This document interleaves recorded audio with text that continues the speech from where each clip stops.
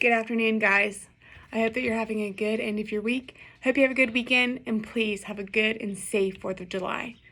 For today's discussion post, I know I'm a little early, but I wanted to go ahead and talk about telehealth, virtual nursing, virtual health, give a little bit about my personal experience with that, and then a little bit about the research that I found, which actually was quite a surprise for me.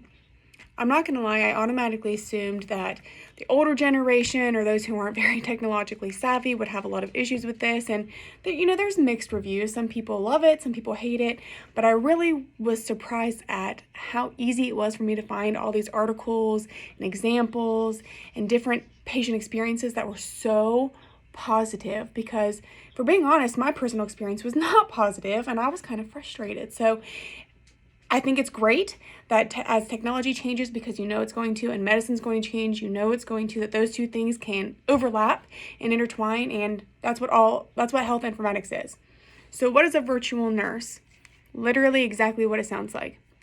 Nursing medicine from afar, distant. That could be somebody helping you with post-op care. That can be somebody helping you with medication regimen. That can be somebody doing like a primary care visit over Zoom or phone or whatever your Wi-Fi or internet services are. That's exactly what they do. There are pros and cons. Pros, ease, access, just like with telehealth, ease and access, getting to see your provider, maybe not literally in person, but you can still get to them and you don't have to worry about finding a ride, getting a way to get there. Those are some really easy, good pros. Cons, they're not here. You don't have that human interaction. A lot of people really want that human interaction. I want that human interaction, and I feel a lot of people make it a little discouraged because they're not getting that personalized intervention in a human contact form. But other than that, the remote access, the people who have difficulty getting there, people who have difficulty finding a ride or have difficulty ambulating or moving around, it's so much easier for them.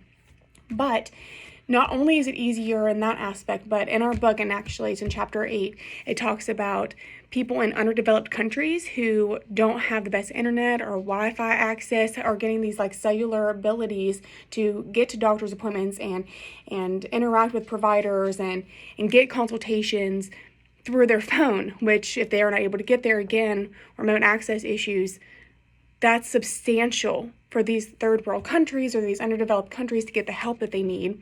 Sure, telemedicine is great for consultation. You can consult a neurosurgeon 5, 6, 7, 8+ hours away in seconds, and that's great. But for these other countries, and our country too, to be able to get access in healthcare on their phone where they wouldn't have gotten it at all is incredible. There's actually a study that was done, and it was during the COVID pandemic when it was really hot and heavy, and it talked about how all of these telehealth, telemedicine, virtual nursing and medicine was happening, and how wait times actually increased. Like you had to wait longer with the virtual because they didn't have enough staff to handle all these clients and people who weren't getting health care before, people who didn't even have insurance, who weren't getting health care before, because of the ease of access, the ability to see a provider virtually. It was easier for them. They actually started going. So they actually saw an increase in patient, which increased their wait time. So they had to get more providers on board so that they could treat these patients. So that's a huge pro. You're getting patients who beforehand couldn't or wouldn't seek care who are. And again, there are cons. People like, interaction, but they have the ability to go to the doctor. Technology is constantly changing, and the way that robotics are happening and all these different forms of technology that are changing medicine, and as medicine changes, the abilities that we're able to give patients beforehand are astounding. There's a blog on post.edu that talks a little bit about virtual nursing and their education program and things that they've gone through, and the study about the COVID pandemic was so in-depth and so detailed, and it talked about huge increases in percentages of people who are seeing providers and getting the help they need and the access. So there's a huge change in consultation and treatment and times and the availability, and it is overwhelming. It can be overwhelming for some, but the progress that they're making, the benefit definitely outweighs the risk, and I can't wait to see where it goes.